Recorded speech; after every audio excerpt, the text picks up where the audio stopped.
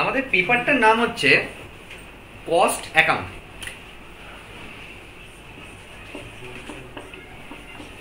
যদি আমি দুটো শব্দকে ভাগ করি তাহলে আমার কাছে পড়ে থাকছে একটা শব্দ কস্ট আর একটা শব্দ অ্যাকাউন্ট। এবার আমি কস্টটাকেও আলাদা করে সরিয়ে দিলাম, সরিয়ে দিয়ে আমি অ্যাকাউন্টিং শব্দটাকে দুটো ভাগ করে দিচ্ছি। একটা হচ্ছে অ্যাকাউন্ট আর একটা কিছু ওই একটা আইএনজি পড়ে থাকছে। এই আমাকে আগে প্রথম জানতে হবে যে অ্যাকাউন্ট জিনিসটা কি, তারপরে আমরা জানবো অ্যাকাউন্টিং কি, তারপর আমরা জানবো কস্ট অ্যাকাউন্টিং কি। নিচ থেকে ওপরে একবারে বলবো না কস্ট অ্যাকাউন্টিং কি। প্রথমে হচ্ছে অ্যাকাউন্ট জিনিসটা কি। অ্যাকাউন্টস হলো যে কোনো কিছু, বাংলায় যদি তাকে বলো তাহলে একটা হিসাব খাত। আমাদের প্রত্যেকের ব্যাংকে একটা করে অ্যাকাউন্ট আছে, সেটা একটা অ্যাকাউন্ট। আমরা প্রত্যেকে এক একটা অ্যাকাউন্ট। চেয়ার, টেবিল, বাড়ি, ঘর, এরা প্রত্যেকে এক একটা অ্যাকাউন্ট। তাহলে এই প্রশ্নটা হচ্ছে যে এরা অ্যাকাউন্ট হলো কি করে? এর নাম তো চেয়ার, এর নাম তো ক্যামেরা, এটার নাম তো মানুষ, তাহলে এরা অ্যাকাউন্ট হলো কি করে? বিজনেসের পরিভাষায় এরা হচ্ছে অ্যাকাউন্ট। এই যে আমাদের একজন বন্ধু, সে কোডিং শিখতে গেল। তা কোডিং যখন কেউ শিখতে যাবে সেটার মানে হচ্ছে কম্পিউটারে সে কিছু করছে। কম্পিউটার কিন্তু আমাদের ভাষা বোঝে না। কম্পিউটার বোঝে 0, 1, বিভিন্ন কোডিং, এগুলোই কম্পিউটারের ভাষা। আমরা যখন গুগলে লিখি কোনো একটা কিছু, কম্পিউটার ওটা বোঝে না।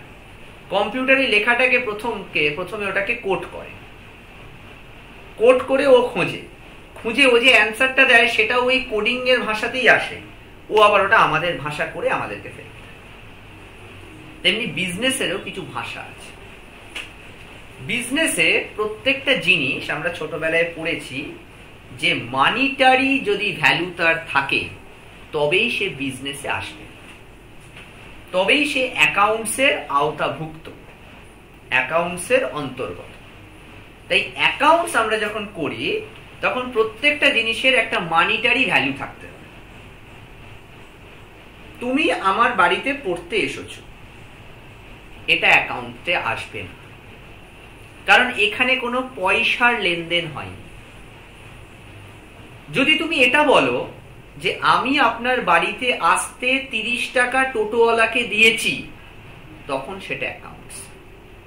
সেখানে একটা টাকার সম্পর্ক রয়েছে। যেমন আমরা বলি no money no business, no finance no business, তেমনি ট্রানজাকশন ছাড়া সেটা অ্যাকাউন্টসে আসে না। আমার মাথা যন্ত্রণা করছে, ইট ইজ আ ইভেন্ট। আমার মাথা যন্ত্রণা করছে, আমি ডাক্তার দেখাতে গেছি, ডাক্তারকে 500 টাকা দিয়েছি, এটাও একটা ইভেন্ট। বাট ডাক্তার বাবুকে 500 টাকা দিয়েছি, সেটা ট্রানজাকশন। এবার এই ট্রানজাকশন গুলো যেখানে গুছিয়ে রাখা হয় তাকে বলা হয় অ্যাকাউন্ট। ধরো আমার একটা বিজনেস, আমার বিজনেসে 1 বছর, সারা বছর আমার সাথে মোনালিসার, আমার সাথে মিস্টার এক্স এর, আমার সাথে মিস্টার ওয়াই এর প্রচুর ট্রানজাকশন হবে, বারে বারে ট্রানজাকশন হবে। সেই ট্রানজাকশন গুলোকে আমি পার্টিকুলার একটা নাম দিয়ে রেখেছি। মিস্টার এক্স এর একটা অ্যাকাউন্ট, মিস্টার ওয়াই এর একটা অ্যাকাউন্ট। আমি সেই নামগুলো দিয়ে রেখেছি বলে সেই মানুষটার সাথে আমার যতগুলো ট্রানজাকশন হবে আমি ততগুলোকেই এর আন্ডারে লিখব। ধরো একটা মেশিন, আমি একটা অ্যাকাউন্ট খুলে রেখেছি মেশিন। তাহলে ওই পিরিয়ডে বা ওই বিজনেস যতবার মেশিন কিনবে বা যতবার মেশিন বিক্রি করবে বা মেশিন সংক্রান্ত কিছু ঘটবে, ততবারই আমরা মেশিনে গিয়েই কিছু না কিছু লিখব। এই মেশিনটা হচ্ছে একটা অ্যাকাউন্ট। তাহলে অ্যাকাউন্ট জিনিসটা কি সেটা আমরা ক্লিয়ার করতে পেরেছি। এবার প্রশ্ন আসছে যে অ্যাকাউন্টিংটা কি, হোয়াট ইজ অ্যাকাউন্টিং? অ্যাকাউন্টিং হলো একটা প্রসেস, একটা টেকনিক অ্যাকাউন্টসটাকে মেনটেন করার জন্য। অ্যাকাউন্টসকে মেনটেন করতে গেলে যে টেকনিক লাগে, আমি আজ গাড়ি চালাই, গাড়ি চালাতে গেলে একটা স্কিল লাগে, স্কিলটার নাম হচ্ছে ড্রাইভিং। গাড়িটাকে চালাচ্ছি, তাকে বলে ড্রাইভ করা। আমি কার ড্রাইভ করছি, বাট স্কিলসটার নাম ড্রাইভিং স্কিল। অ্যাকাউন্টিং ওরকম একটা স্কিল, অ্যাকাউন্টসকে মেনটেন করার যত রকম টেকনিক্স, সেই টেকনিক গুলোকে বলা হয় accounting. Clear?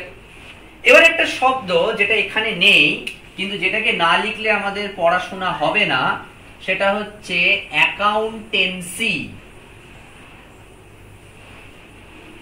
What is accountancy? Accountancy হলো একটা সাবজেক্ট। আমরা ছোটবেলায় পড়েছিলাম বেদের অপর নাম শ্রুতি, কারণ বেদকে লেখা হয় না, শুনে শুনে মনে রাখতে, কিন্তু ওটা বেদের গল্প, বেদেতেই মিটে গেছে। অ্যাকাউন্টস বেদ নয়, অ্যাকাউন্টস উপনিষদ নয়, তাই অ্যাকাউন্টসে শুনে শুনে কিছু হয় না, অ্যাকাউন্টসে ইচ অ্যান্ড এভরিথিং লেখা আছে। তাই এই যে এত রুলস, এত অ্যাকাউন্ট, পৃথিবীতে লক্ষ লক্ষ কোটি কোটি ইনফিনিটি অ্যাকাউন্টস আছে, সেই এত অ্যাকাউন্টসকে মেনটেন করার ইনফাইনাইট রুলস আছে। অ্যাকাউন্টিং, এত রকমের অ্যাকাউন্টিং আছে, তো সেই অ্যাকাউন্টিং এর যে রুলস গুলো, সেগুলো কোথায় লেখা থাকবে?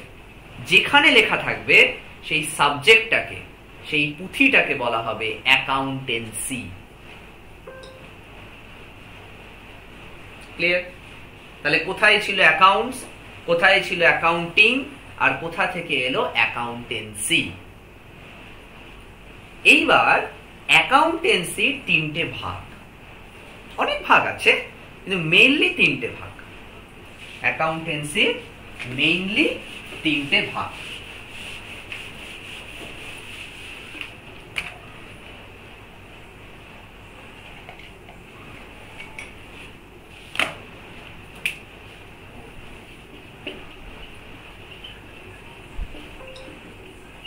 অ্যাকাউন্টিং অর অ্যাকাউন্টেন্সি, যা খুশি, প্রত্যেকেরই তিনটে করে ভাগ। ভাগ তিনটে কি কি?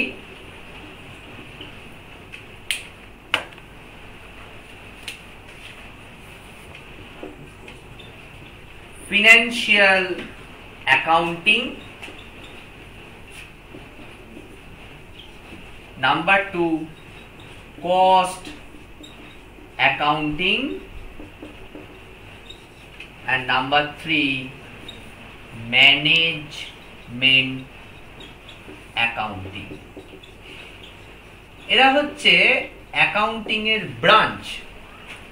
These 3 are the branches of accounting: cost accounting, financial accounting, management accounting. এরা হচ্ছে এক একটা ব্রাঞ্চ।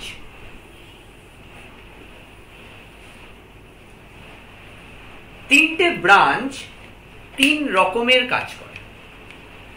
ফাইন্যান্সিয়াল অ্যাকাউন্টিং ফাইন্যান্সকে ডিল করে, যত রকমের বিজনেসে ফিনান্সিয়াল অ্যাক্টিভিটিস আছে, বিজনেসে যত রকমের ফিনান্সিয়াল অ্যাক্টিভিটিস আছে, যে অ্যাকাউন্টিং সমস্ত রকম ফিনান্সিয়াল অ্যাক্টিভিটিসকে ডিল করে, সেই অ্যাকাউন্টিংকে বলা হয় ফাইন্যান্সিয়াল অ্যাকাউন্টিং, যেটা অলরেডি আমরা করে এসেছি। যখন কস্ট রিলেটেড সমস্ত রকম এন্ট্রি যে অ্যাকাউন্টিং ডিল করছে, তাকে বলছে কস্ট অ্যাকাউন্টিং। আর ম্যানেজমেন্ট অ্যাকাউন্টিং কে বলতে পারো এটা হলো decision making accounting. Management accounting, financial accounting আর কস্ট অ্যাকাউন্টিং এর কম্বিনেশন। এখানে ডিসিশন নেওয়া হয় যে কোনো কাজ করব কি করব না, কাজটা ঠিক হচ্ছে কি হচ্ছে না। তাহলে ফিনান্স আর কস্টের মধ্যে ডিফারেন্সটা কোথায়? কারণ management is a combination of finance and cost. তাহলে ডিফারেন্সটা রয়েছে এদের দুজনের মধ্যে। প্রথম ডিফারেন্স অলরেডি বলেছি, এ ফিনান্সকে ডিল করে, এ কস্টকে ডিল করে।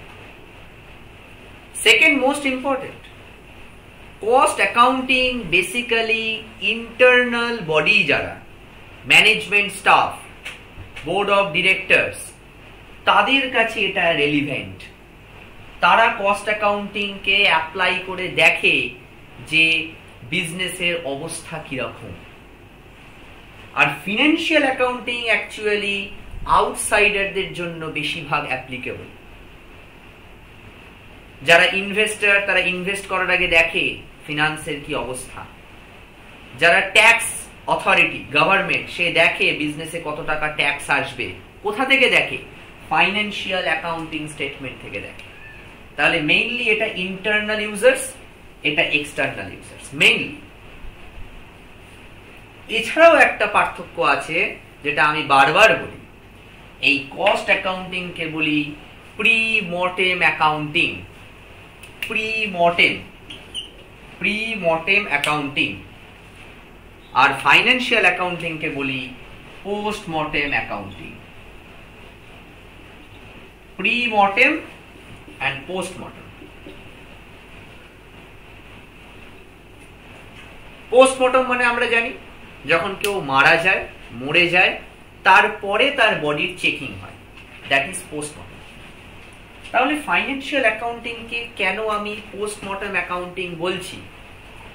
যে কটা ফাইন্যান্সিয়াল আইটেমস আছে, purchase, sale, wages, rent, taxes, interest, capital, প্রত্যেকটা আইটেম আমরা কাগজে লিখতে পারি আফটার অকারিং দ্য ইভেন্ট। ঘটনাটা ঘটলে তবে লিখতে পারি। পারচেজ হয়েছে, লিখলাম পারচেজ 500 টাকা। সেল হয়েছে, লিখলাম সেলস 1000 টাকা। তোমাকে আমি স্যালারি দিয়েছি, লিখলাম 2000 টাকা। গভর্নমেন্টকে ট্যাক্স দিয়েছি, লিখলাম 7000 টাকা। না হলে লেখা যায় না, তাই এটা পোস্টমর্টেম। আর কস্ট শুরু হয়ে যায় বিফোর দ্য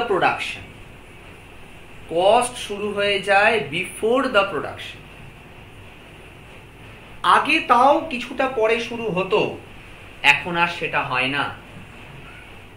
এখন আমরা ইন 2025, আমরা যদি 2004 সালে ফিরে যাই, তখন হয়তো দেখা যেত একটা মোবাইল কোম্পানি মোবাইল লঞ্চ করছে, সে তখন বলতে পারো ওয়ান টাইপ অফ মোনোপলি।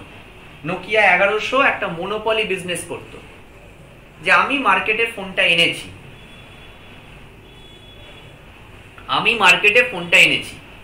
আমি 4000 টাকা দাম রেখেছি, যার টাকা আছে সে কিনবে, যার টাকা নেই সে কিনবে না। আজকের দিনে এটা হয় না। তাহলে তখনকার দিনে selling price dependent on cost. আমি মোবাইলটা বানিয়েছি, মোবাইলের দাম ঠিক করে ফেলেছি, মোবাইলটা বানাতে আমার 3500 টাকা খরচা হয়েছে, আমি 1500 টাকা প্রফিট করব, তাহলে 3.5 আর 1.5 হচ্ছে 4-5000 টাকা, তাহলে 5000 টাকা এই ফোনটা বিক্রি করব। এখন এটা করা যায় না। এখন একটা কোম্পানিকে প্রোডাক্ট লঞ্চ করার আগেই মার্কেটে চলে যেতে হয়।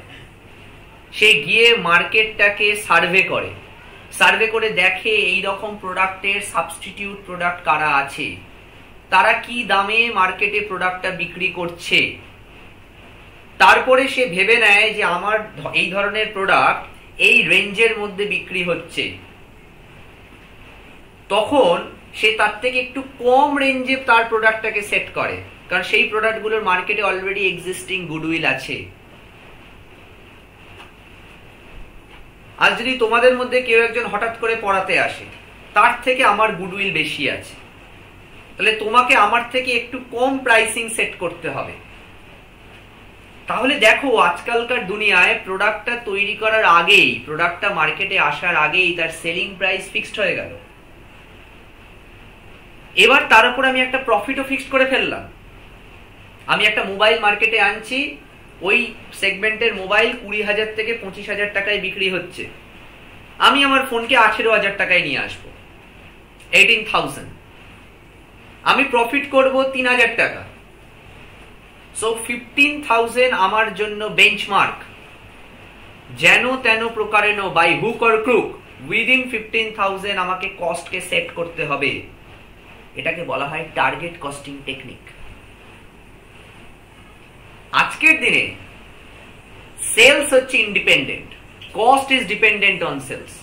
তাহলে বোঝো কস্ট অ্যাকাউন্টিং এর কতখানি ভ্যালু বেড়ে গেছে। তাহলে কস্ট অ্যাকাউন্টিং তার কাজ শুরু করে দিল কবে থেকে? Before the production or after the production? Before the production. That's why pre mortem accounting. ঘটনা ঘটার আগে থেকে কাজটা শুরু হয়ে যাচ্ছে, প্রি মর্টেম অ্যাকাউন্টিং। আর ম্যানেজমেন্ট অ্যাকাউন্টিং এটার একটা কম্বিনেশন। যখন আমরা আরো উঁচু ক্লাসে উঠবো তখন আমরা ডিসিশন মেকিং অ্যাকাউন্টিং শিখবো। একটা প্রোডাক্ট চলছে, চলতে চলতে তাকে বন্ধ করে দেব না, প্রোডাক্টটাকে চালাতে চালাতেই আবার নতুন প্রোডাক্টকে নিয়ে আসবো। আমি বাইরে থেকে ভালো এক্সপোর্ট অর্ডার পেয়েছি, সেই এক্সপোর্ট অর্ডারটাকে কি গ্র্যাব করবো না করবো না? পেয়েছি বলেই গ্র্যাব করতে হবে তার কোনো মানে নেই। ম্যানেজারিয়াল কিছু ডিসিশনস আছে, সিপিপি অ্যানালিসিস আছে, অনেক কিছু ব্যাপার আছে, সেইগুলো হচ্ছে ম্যানেজমেন্ট অ্যাকাউন্টিং এর পোরশন। তাহলে আমি খুব ইজিলি অ্যাকাউন্টিং এর তিনটে ব্রাঞ্চ বোঝাতে পেরেছি, ফিনান্সিয়াল অ্যাকাউন্টিং, কস্ট অ্যাকাউন্টিং এবং ম্যানেজমেন্ট অ্যাকাউন্টিং। এবং ফিনান্সিয়াল অ্যাকাউন্টিং যেখানে থাকবে সেটা ফিনান্সিয়াল অ্যাকাউন্টেন্সি, কস্ট অ্যাকাউন্টিং যেখানে থাকবে সেটা কস্ট অ্যাকাউন্টেন্সি। টেকনিক ডিফারেন্ট, তাই জন্য নামগুলো ডিফারেন্ট। আমাদের সাবজেক্টটা হচ্ছে কস্ট অ্যাকাউন্টিং। কি অ্যাকাউন্টিং? Cost accounting. তাহলে আমরা এবার ফোকাস করব শুধুমাত্র what is cost accounting.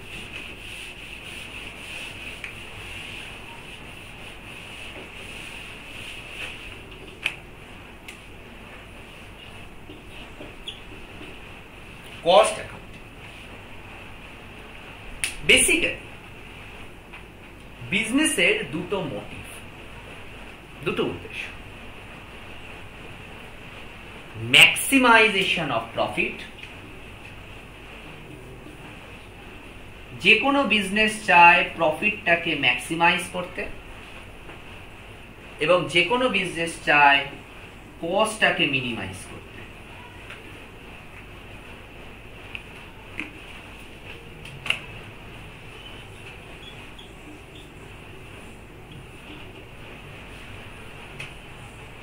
Subject to given output, আউটপুটটাকে সেম রেখে। কখনো কখনো আবার বিজনেস চায় যে আমি কস্টটাকে মিনিমাইজ করব না, আমি আউটপুটটাকে আরো বাড়িয়ে দেব। আমি পড়াচ্ছি, 10 জনকে পড়ালেও আমার যা কস্ট, আমি যদি চেষ্টা করি একই পড়ানোতে 20 জনকে পড়াবো, আমার কিন্তু খাটনি এক্সট্রা হবে না, কিন্তু রেভিনিউটা আমার বেড়ে যাবে। এটাও অনেক বিজনেস চায়। আবার অনেক বিজনেস চাইবে কি করে কস্টটাকে মিনিমাইজ করব।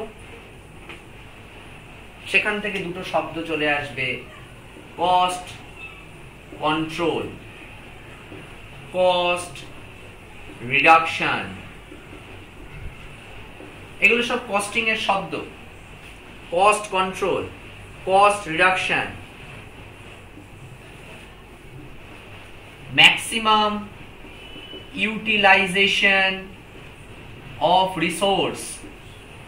অনেক বিজনেসে দেখা যায় রিসোর্স পড়ে আছে, ফাঁকা জায়গা পড়ে আছে, প্রোডাকশন হচ্ছে না। রিসোর্সটাকে ম্যাক্সিমাইজ করার চেষ্টা করো, তাহলেও তোমার ইনকাম বাড়বে। এখন কম্পিটিশন এমন জায়গায় চলে গেছে, এখন যদি কোনো বিজনেস খালি মনে করে আমি প্রফিট ম্যাক্সিমাইজ করব, প্রফিট ম্যাক্সিমাইজ করব, তাহলে সে লং রানে এক্সিস্ট করবে না। লং রানে এক্সিস্ট করতে গেলে তাকে কি করতে হবে? ওয়েলথ ম্যাক্সিমাইজ করতে হবে, রিসোর্সকে ম্যাক্সিমাইজ ইউটিলাইজেশন করতে হবে। প্রোডাক্টের কোয়ালিটি যদি একবার খারাপ হয়ে যায়, এই কম্পিটিশনে টিকে থাকা যাবে না। তোমার নাম, তোমার গুডউইল যদি একবার নষ্ট হয়ে যায়, এই মার্কেটে তুমি আর কোনোদিন উঠে দাঁড়াতে পারবে না। আর second thing, consumer satisfaction. After sale service তোমাকে গুড রাখতে হবে, কনজিউমারকে স্যাটিসফাই করে রাখতে হবে। তুমি যদি স্যাটিসফাইড হও একটা প্রোডাক্ট কিনে, তুমি আরেকজনকে বলবে এই প্রোডাক্টটা কিনতে পারো, আমি ঘরে কিনেছি। এর থেকে ভালো মার্কেটিং হয় না। আমি হোর্ডিং দিতে পারি, আমি ক্যাম্পিং করতে পারি, আমি ফ্রি স্যাম্পল ছোট ছোট প্রোডাক্ট তুলে দিতে পারি, বাট তুমি একটা প্রোডাক্ট ইউজ করে তুমি তোমার বাড়ির লোককে ইনসিস্ট করছো, ইনফ্লুয়েন্স করছো, এর থেকে ভালো মার্কেটিং হয় না। আর এটা আমি তখনই করতে পারবো যদি আমি প্রোডাক্টের গুণগত মান, কোয়ালিটিকে মেনটেন করি এবং কাস্টমারকে স্যাটিসফাই করে রাখি। তাহলে এত কিছু করতে গেলে, এত কিছু জিনিস মাথায় রাখতে গেলে আমার একটা দক্ষ cost structure, effective cost structure জরুরি। কারণ কস্টকে রেকর্ড করা, কস্টকে অ্যানালাইজ করা, কস্টকে ইন্টারপ্রেট করা, কস্টকে কন্ট্রোল করা, কস্টকে রিডিউস করা, এত কিছু করবে কি করে যদি তোমার বিজনেসে একটা কস্টিং ডিপার্টমেন্ট না থাকে? কস্টিং তোমার 100% দরকার। কস্টিং তোমার 100% দরকার। সেইখান থেকেই আমাদের কস্টের রিকোয়ার্ড, যে কস্ট আমাদের দরকার, এই কারণে আমাদের দরকার। এই জিনিসগুলো আমরা পাবো যদি আমরা কস্টিংকে মেনটেন করে চলি। এই অবধি ক্লিয়ার? এবার কস্ট কন্ট্রোল। আমি প্রোডাকশনের আগে একটা বাজেট করেছি, সেই বাজেটটা করার পরে দেখছি আমি কস্টটাকে একটু কন্ট্রোল করতে পারি কিনা। আমি কিন্তু একটা বাজেট করেছি যে আমার একটা প্রোডাকশন হয়েছে, প্রোডাকশন হবে, তার আগে একটা বাজেট করা হয়েছে।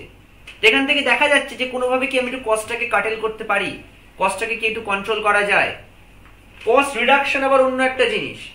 আমি একটা কাঁচামাল, একটা র মেটেরিয়াল সোদপুর বাজার থেকে কিনছি, আমি সন্ধান পেলাম সেম কোয়ালিটির কাঁচামাল কম দামে বৈঠকখানা বাজারে পাওয়া যাচ্ছে, তাহলে আমি শিয়ালদা বৈঠকখানা বাজার থেকে ওই কাঁচামালটাকে নিয়ে চলে আসার চেষ্টা করব। That is cost reduction. কিন্তু আমি কোয়ালিটিতে কিন্তু হাত দিইনি, প্রোডাক্টের কোয়ালিটিতে আমি কোনোভাবেই হাত দিইনি, হাত দেওয়া যাবে না, তবেই সেটা কস্ট রিডাকশন। আমি যদি একটা গুড কস্টিং সিস্টেমকে এখানে ইমপ্লিমেন্ট করতে পারি, তাহলে সব থেকে যে উপকারটা আমার হবে, আমার ওয়েস্টেজ কমে আসবে বিজনেসে। বিজনেসের ওয়েস্টেজটা কমে যাবে, অপচয় হবে না। আর অপচয় যদি বিজনেসে না হয়, সেখান থেকে আমার কিন্তু কস্ট মিনিমাইজ হয়ে যাবে। আমার র মেটেরিয়ালের অপটিমাম ইউটিলাইজেশন আমি করতে পারবো। প্রত্যেকটা জিনিসের সাথে প্রত্যেকটা জিনিস কানেক্টেড, একটা চেনের মতন। This is cost accounting. Cost accountant এই কস্ট অ্যাকাউন্টিংটাকে মেনটেন করে, যারা সিএমএ, কস্ট অ্যাকাউন্টেন্ট। এই অবধি ক্লিয়ার? এইবার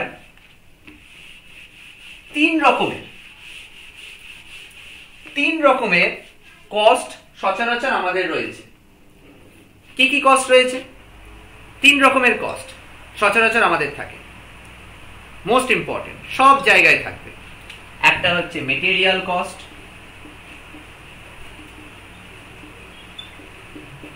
একটা হচ্ছে লেবার কস্ট, আর একটা হচ্ছে overhead cost. Material cost, labour cost, overhead cost. Material cost মানে আমি বিজনেসে যে র মেটেরিয়ালটাকে কিনবো, সেই র মেটেরিয়ালের জন্য আমি যে টাকাটা দেব, সেটা আমার মেটেরিয়াল কস্ট। বিজনেসে র মেটেরিয়ালটাকে যারা ভালো করে ফিনিশ গুডে কনভার্ট করবে, যারা আমার ওয়ার্কার, তাদেরকে যে মজুরিটা দেব, সেটা আমার লেবার কস্ট। এই দুটো কস্ট হচ্ছে বিজনেসে সচরাচর ডাইরেক্ট কস্ট। আরেকটা নতুন শব্দ এলো, ডাইরেক্ট কস্ট। বোঝাবো ডাইরেক্ট কস্ট কাকে বলে। আর ওভারহেড কস্ট হচ্ছে summation of all indirect cost. বিজনেসে যত রকম ইনডাইরেক্ট কস্ট থাকবে, প্রত্যেকটা ইনডাইরেক্ট কস্টের সামেশন, একসাথে তাদেরকে বলা হয় ওভারহেড কস্ট। এবার কনসেপ্ট হচ্ছে ডাইরেক্ট কস্ট কি, ইনডাইরেক্ট কস্ট। কারণ এটা তো দেখি বুঝতে পারছি, মেটেরিয়াল কিনলে সেটা মেটেরিয়াল কস্ট, লেবারকে যদি পে করি, ওয়েজ যদি দিই, শ্রমিককে মজুরি দিচ্ছি। আজ ধরুন আমি একটা কাঠের টেবিল বানাবো,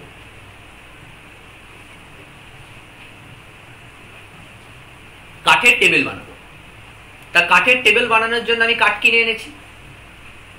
কাঠ কেনার খরচাটা হচ্ছে আমার র মেটেরিয়াল কস্ট।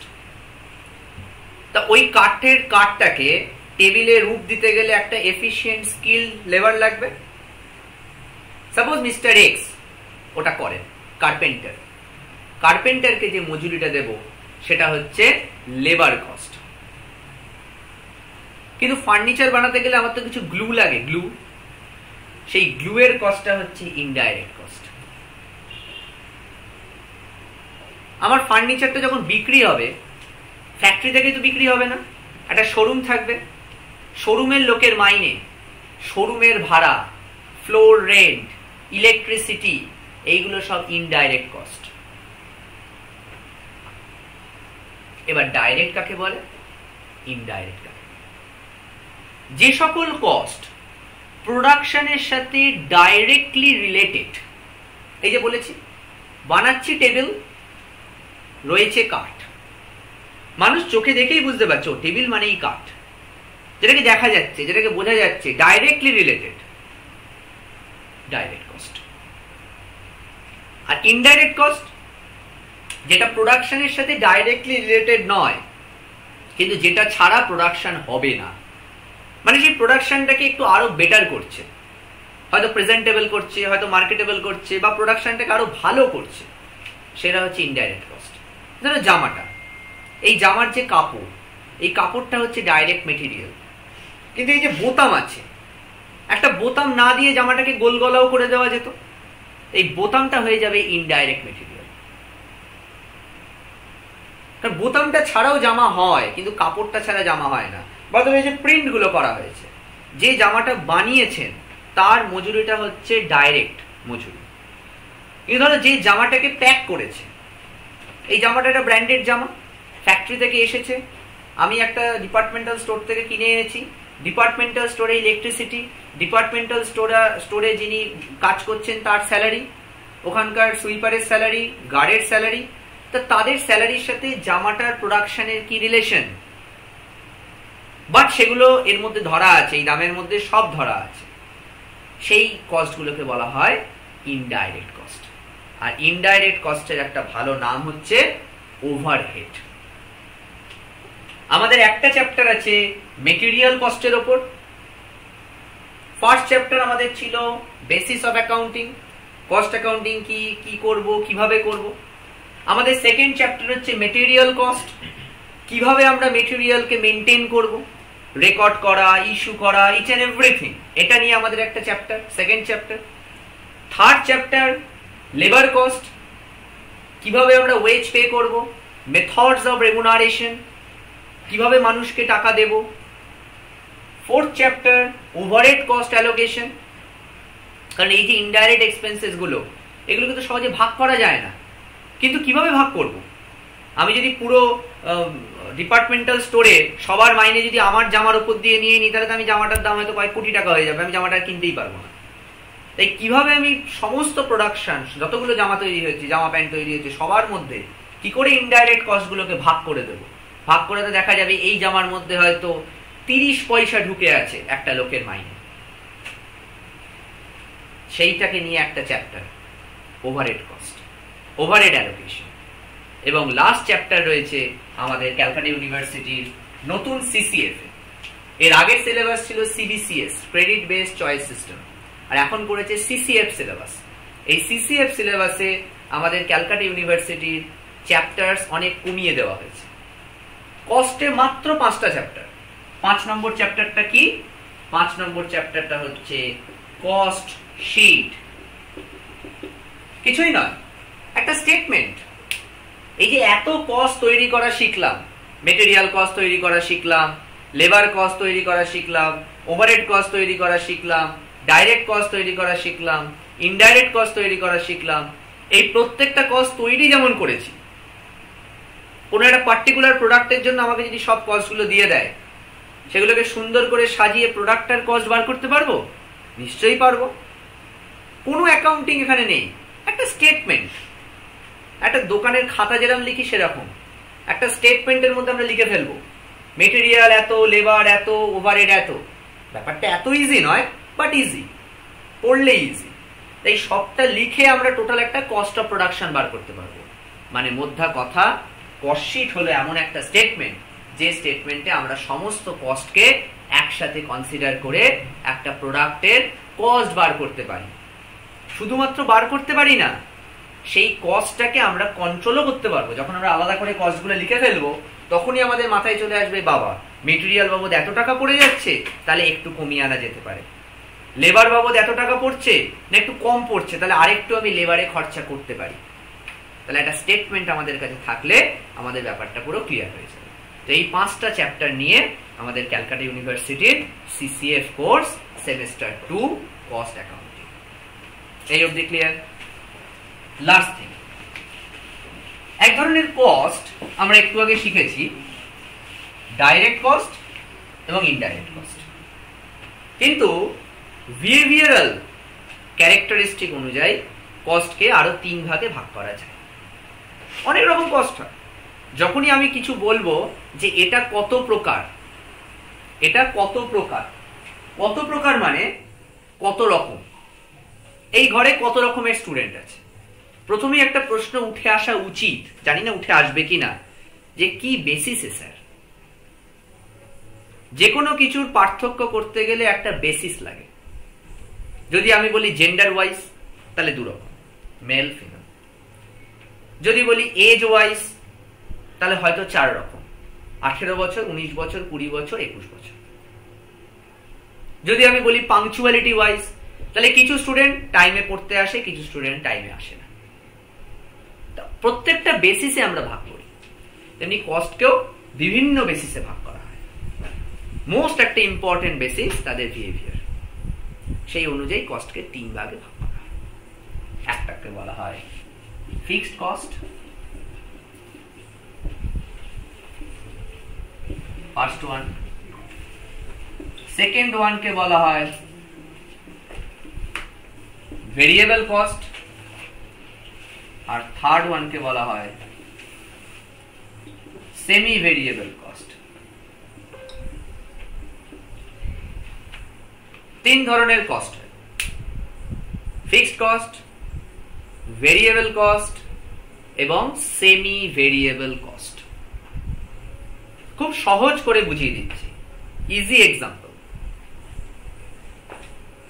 যে কস্ট ইউনিট অফ প্রোডাকশনের চেঞ্জের সাথে চেঞ্জ হয় না, মানে তুমি 10 ইউনিট তৈরি করলেও যে টাকা লাগবে, 20 ইউনিট তৈরি করলেও সেই টাকাই লাগবে, সেটাকে আমরা ফিক্সড কস্ট বলি।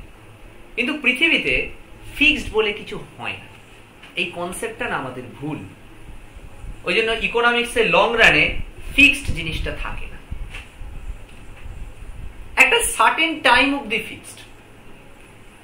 যদি আমি বলি এই রুম রেন্টটা আমার ফিক্সড কস্ট, 2টো স্টুডেন্ট পড়ালেও রুম রেন্ট ফিক্সড, 3টে স্টুডেন্ট পড়ালেও fixed, but how long?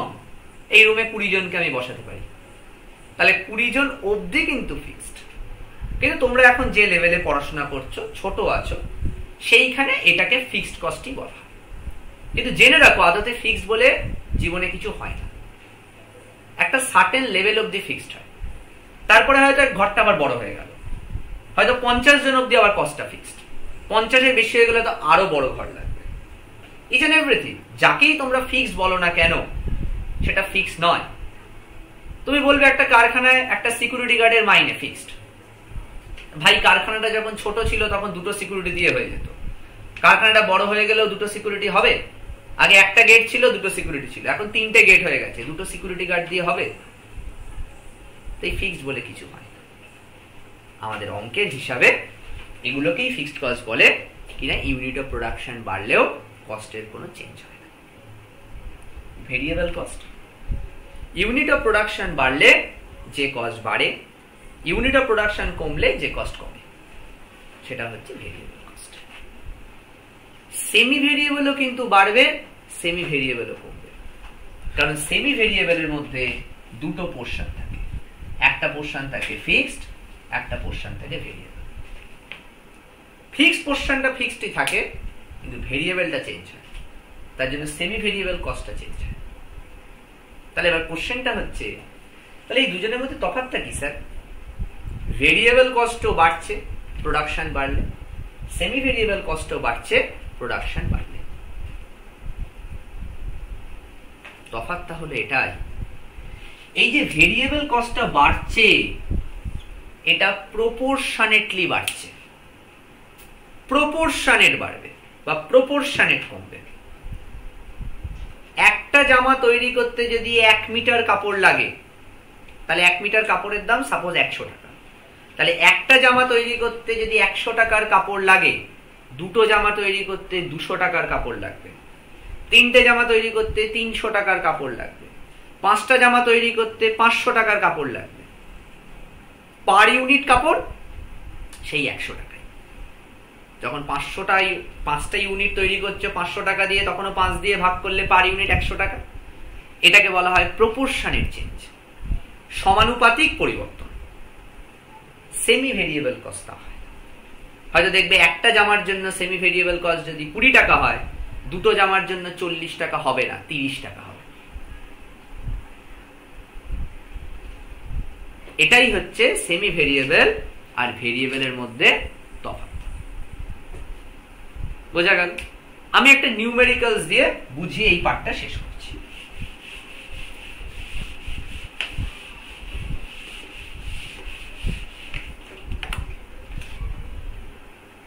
Suppose আমি এদিকে লিখলাম level of output,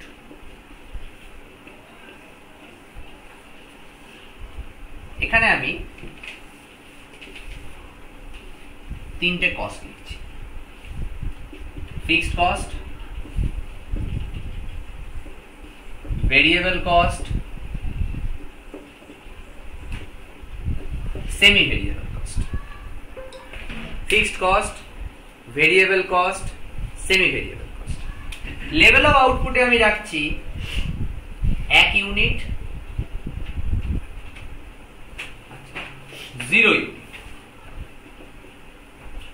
1 unit, 10 unit, 100 unit. প্রত্যেকটা কস্টের আন্ডারে আমি দুটো করে ভাগ করছি, প্রত্যেকটা কস্টের আন্ডারে আমি দুটো করে ভাগ করছি। একটা ভাগকে বলছি কস্ট, আর একটাকে বলছি পার ইউনিট।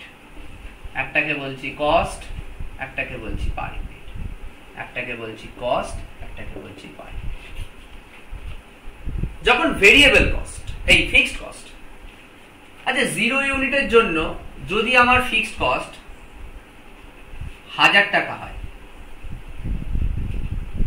তাহলে 1 ইউনিটের জন্য 1000 টাকাই হবে,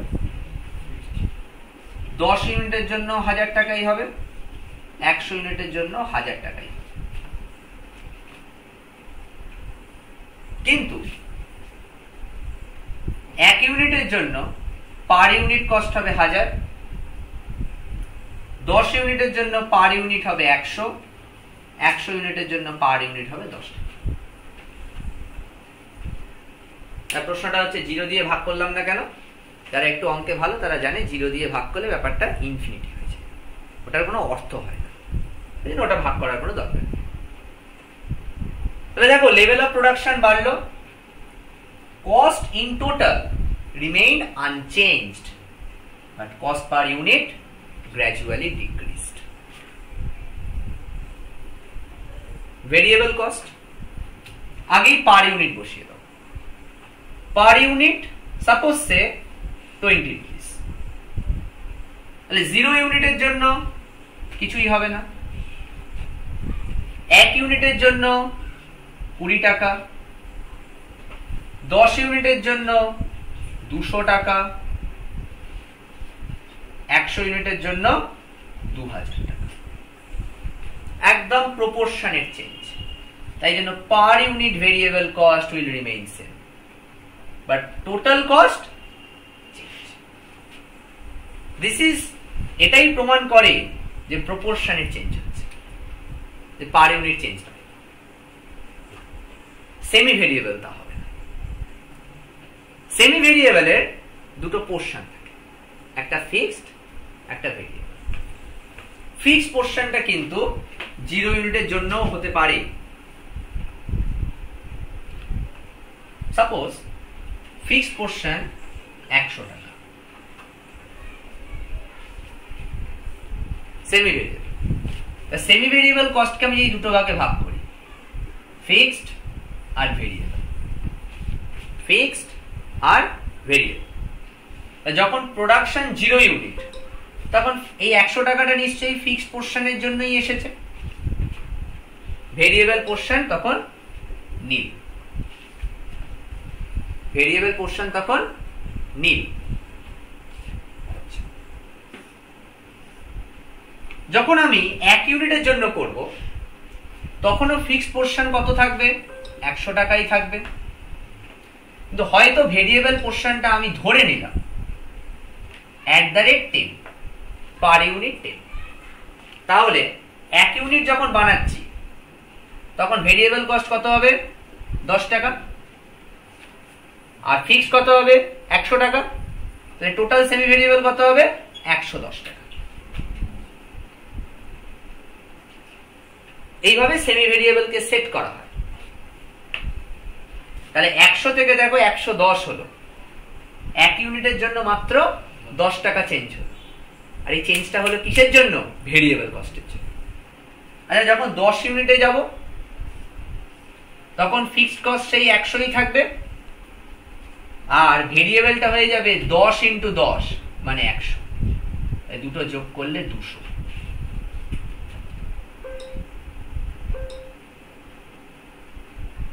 ঠিক তাই হবে। Semi variable cost, fixed cost আর ভেরিয়েবল কস্টের সামেশন। তার মধ্যে ফিক্সড পোর্শনটা সব সময় ফিক্সড, আর ভেরিয়েবল তো কোনোদিন ফিক্স থাকে না, কিন্তু পার ইউনিট ভেরিয়েবল ফিক্স থাকে। দেখো প্রত্যেকটাতে পার ইউনিট গুলো ফিক্সড আছে। তাই নাম্বার অফ ইউনিট যত বাড়ছে, তার সাথে পার ইউনিটটা গুণ করে দিলেই টোটাল ভেরিয়েবল পোর্শন বেরিয়ে যাচ্ছে, আর তার সাথে ফিক্সড পোর্শনকে যোগ করে দিলেই সেমি ভেরিয়েবল আসছে। তাহলে 100 ইউনিটের জন্য আমার কত হবে? 100 ইউনিটের জন্য উপরটা 100ই থাকবে, ওটা ফিক্সড, আর নিচেরটা 100 ইন্টু পার ইউনিট কত? 10 টাকা। তাহলে 1000 টাকা। তাহলে 1100 টাকা হচ্ছে আমার semi variable cost for producing 100 unit.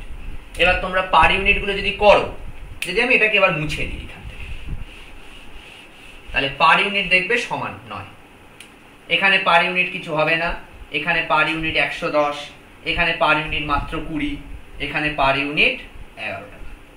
এই দেখো সেমি ভেরিয়েবল কখনো বাড়ছে, কখনো আবার ঝপাং করে কমে যাচ্ছে। তাই কি বলেছি? সেমি ভেরিয়েবলও চেঞ্জ হবে কস্ট, বাট প্রপোর্শনের চেঞ্জ হবে না। এটা প্রপোর্শনের কিছু চেঞ্জ হলো, প্রথম কিছু নেই, তারপর 110 টাকা, তারপর 20 টাকা, তারপর 11 টাকা, কোনো প্রপোর্শনের চেঞ্জ দেখতে পেলে? এখানে দেখো একটা প্রপোর্শনের চেঞ্জ আছে। এই হচ্ছে আমাদের ফার্স্ট চ্যাপ্টারের থিওরিটিক্যাল। এবার তো তার প্র্যাকটিক্যাল ইমপ্লিকেশনস আছে, সেটা আমরা আস্তে আস্তে করতে থাকবো। ফার্স্ট চ্যাপ্টারও আরো অনেক কিছু বোঝার আছে। এটা একটা ইন্ট্রোডাক্টরি পার্ট, কারণ 30 মিনিটস বা 35 মিনিটসে কোনো পুরো চ্যাপ্টারকে বুঝিয়ে দেওয়া যায় না। এটা একটা বেসিক, এটার উপর বেস করে আরো অনেক কিছু আছে। চিন্তার কোনো কারণ নেই, ঠিক যেটুকু কোশ্চেন্স বলবো সেইটুকু কোশ্চেন্সই এক্সামে অ্যাপ্লিকেবল হবে। অন্তত ফার্স্ট সেমেস্টারে ভয় পেলেও বোঝা গেছে যে করা যাবে। ইউনিভার্সিটি লেভেল এরকমই হয়, এটা এইচএস লেভেল নয় কি তোমাকে একদম বলে দেবে না। ইউনিভার্সিটি লেভেলে তোমাকে জিনিসটা শিখতে হবে, বুঝতে হবে, ওই রকম আসবে, ওটা আসবে না। তুমি 100 বছরের কোশ্চেন পেপার করে গেলেও 101 বছরের কোশ্চেন পেপারই তুমি ফেস করবে, কিন্তু সেটা 100 বছরের মতন হবে। এটা হবে না কি 100 বছরটাই 101 নম্বর বছরে দিয়ে দিয়েছে। এই অবধি ক্লিয়ার সবার কাছে?